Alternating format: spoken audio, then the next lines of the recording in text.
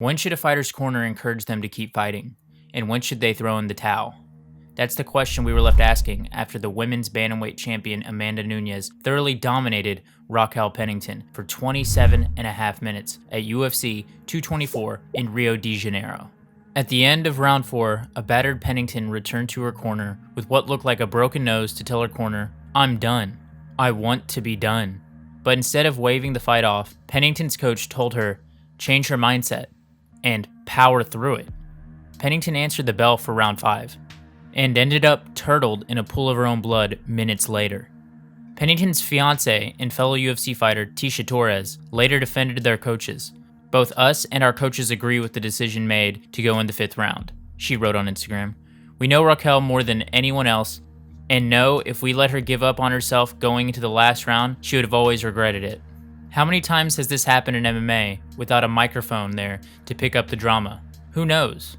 But nearly the same thing happened at UFC 215 when Jeremy Stephens destroyed Gilbert Melendez's leg with kicks. Between rounds 2 and 3, Melendez told his corner, "I think I'm done, bro." His cornerman's response? "You've got 5 minutes. You can do anything for 5 minutes." In Gilbert's case, he managed to make it to the end of the fight, only to receive a brutal 30-26, 30-26, and 30-25 scores from the judges. But was toughing out the final round worth the risk of injuring his leg even worse? Consider the even crazier case of Paige VanZant at the UFC Fight Night in January 2018. VanZant fractured her forearm throwing a spinning back fist early in the 2nd round against Jessica Rose Clark. Even though she told her coach she thought it was broken, he never considered throwing in the towel. While VanZant lost the fight by decision, she managed to win the 3rd round on 2 of the 3 judges' scorecards. Oh, and her coach apologized to her after x-rays confirmed her arm was badly broken. Corners see calling a fight as the absolute last resort, but it does happen. BJ Penn's corner waved off his fight with George St. Pierre at UFC 94 after the Hawaiian took 4 rounds of punishment. Nick Diaz literally threw his towel into the cage after his little brother Nate ate a massive head kick from Josh Thompson that knocked him out.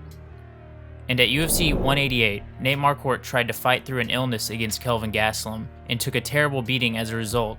Between rounds 2 and 3, he told his coach he had nothing left. And his coach didn't hesitate to wave off the fight. But sometimes, it's good for a coach to let his student fight it out. Frankie Edgar took a hell of a beating from Gray Maynard in the 1st round of their fight at UFC 125. That looked so bad, his boxing coach was looking for the towel, but Frankie bounced back from that 10-8 round to earn a draw, which was good enough to hold on to his belt. Fighters obviously want every chance to win their fights, and some, like Pennington, even want their corners to push them back into the fight when they'd rather quit.